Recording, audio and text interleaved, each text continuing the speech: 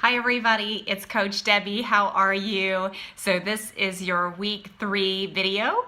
We have so far tackled, I've got on my notes, I just had a brain fart, nutrition and then exercise/movement. So I'm curious how those things are going and want you to check in on our Facebook group page, because when you get quiet, that usually means that you're maybe not feeling stellar about your choices, and we want to help you stay on track.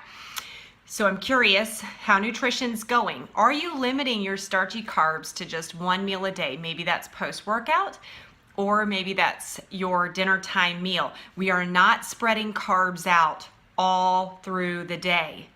We are not. We are not having oatmeal with breakfast, a sweet potato with lunch, and rice at dinner. Even though those are great complex carbs, our body is simply not, I've got on my notes, our body is simply not going to let us do that because it's just more sensitive. We're just like, sensitive now.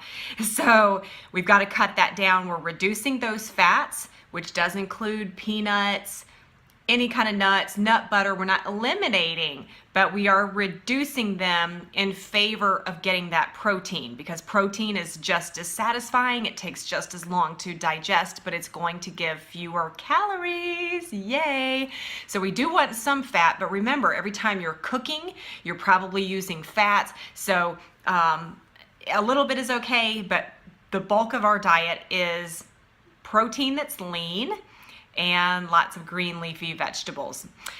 So hopefully you're not, I've loved, by the way, looking at your food journals. That was really eye-opening. It kind of gives me a good snapshot of where you're coming from, which some of you are just like rocking it out. Some of you, I can see where there is definitely room for you to see results just by making some minor tweaks. And we all need to tweak. I mean, come on, the other night I had 4 Oreos. Why did that have to count? I don't know. So moving on to week 2, we talked about exercise and movement being 2 different things. Exercise is kind of that intense, heart racing, sweaty mess. That's what I just finished. That's why my hair looks amazing. I've still got the weights on the floor. I didn't even bother cleaning up all of my equipment, but really good for you, really good for strengthening those bones, getting nice and tight and lean instead of getting that flabby, loose skin that we want to avoid. We're trying to fight that pudge factor that can happen at this age. And then partnering with that, we want to stay active by moving. And that is simply by walking, not speed walking, not mall walking, not jogging, just walking, just relaxing as if you were pushing a baby in a stroller. And maybe some of you are, you're talking on the phone, you're listening to podcasts. It's a very relaxing thing, because that moves us into week 3, which is all about rest-based living. That's what we want to practice. Not just resting when we have time, when we make it a priority, but I feel like I'm like sliding. My tripod is like, oh, hi, hey there. Let me just fix that. I feel like we treat that as something special that we'll get around to if we have time. It has to be a daily thing. And that may be really hard, especially if you're type A.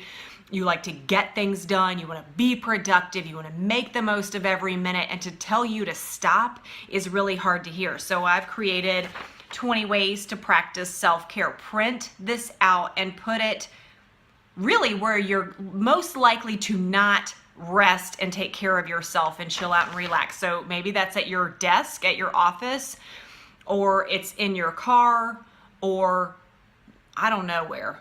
Maybe it's on your kitchen table, wherever you kind of feel like, oh, this is when I get all ramped up and I've got to get stuff done.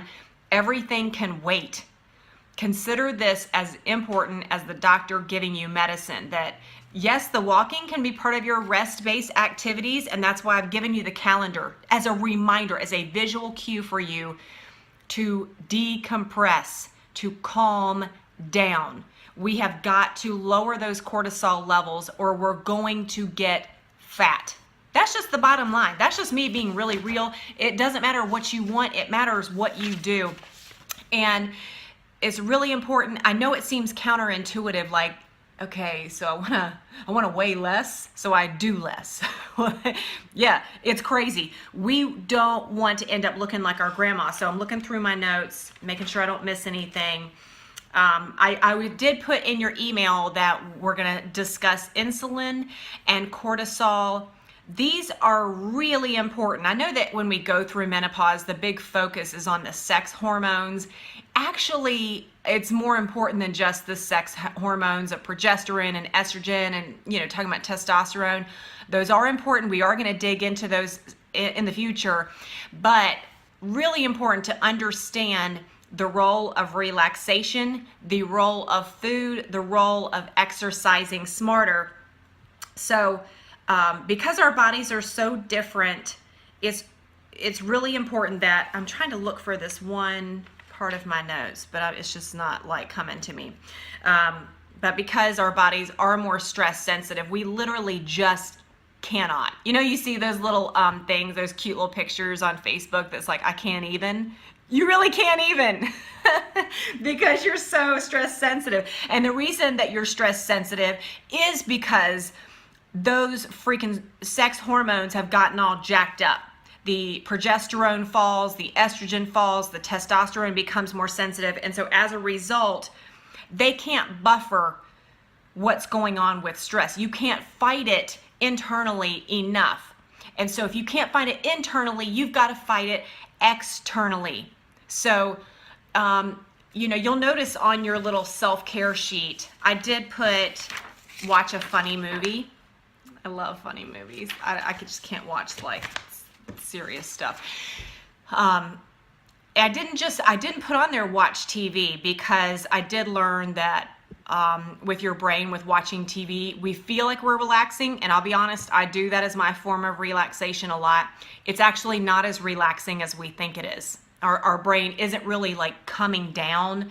So you're welcome to watch TV, but it's not the most effective way to get that insulin and cortisol to respond the way we want. So it's not selfish to take care of yourself. Get past the mom guilt mentality of, if I take a nap, I'm a horrible mother, or if I go get a manicure, then I'm just lazy, or whatever kind of like games we play. I'm not telling you to go spend money. Most of the things on my list, drinking hot tea, that's like 50 cents. Most of these things are not costing you financially. But later, if you don't do it, they will cost you financially, because that stress can really do a number on your health, which you probably have family members that you're like nodding your head thinking about them.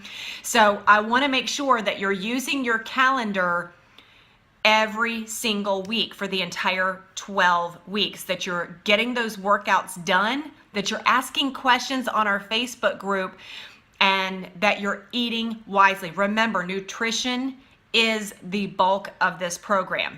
If you think you can do the other stuff and still live off of oatmeal cream pies or skipping lunch, it's not gonna happen. And that's just like the tough love of the whole thing.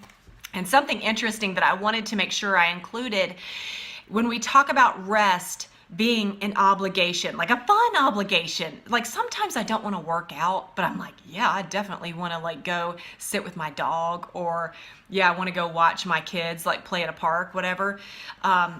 Something that really strikes me is that when you look in the Old Testament book of Genesis, the first book of the Bible, you know the story of creation. God created the birds, God created the sky, all of that. Remember what God did on the final day. God rested from his work. He rested from all that he had done. Now we're talking about the sovereign, supreme creator who never sleeps. He doesn't think like, I'm so exhausted, I'm so stressed out. I don't think he like made all the dinosaurs and was like, I really need a nap, or, to cuddle.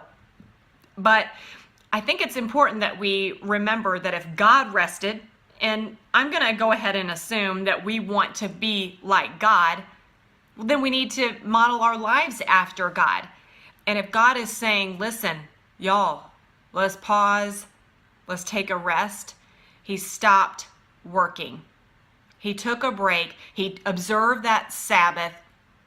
And I would encourage you, get in your Bible, get in the back of it, and look up what God says in His Word about rest.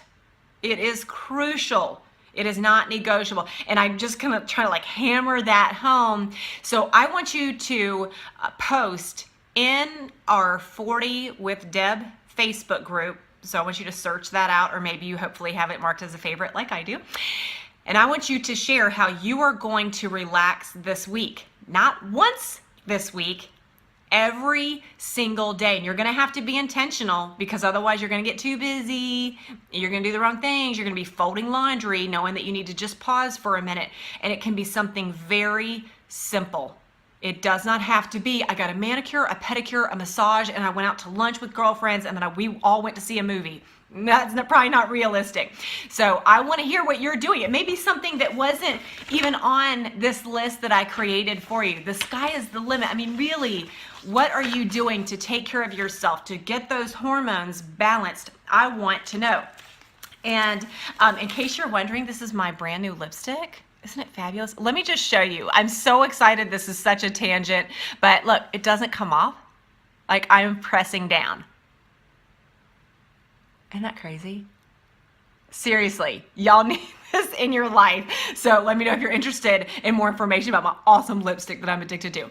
Okay, sorry this video was so long, 11 and a half minutes. You hung in there. I'm really proud of you. Maybe you listened to me while you were on a walk. I hope you have a wonderful day. Okay, now go post on Facebook. Bye.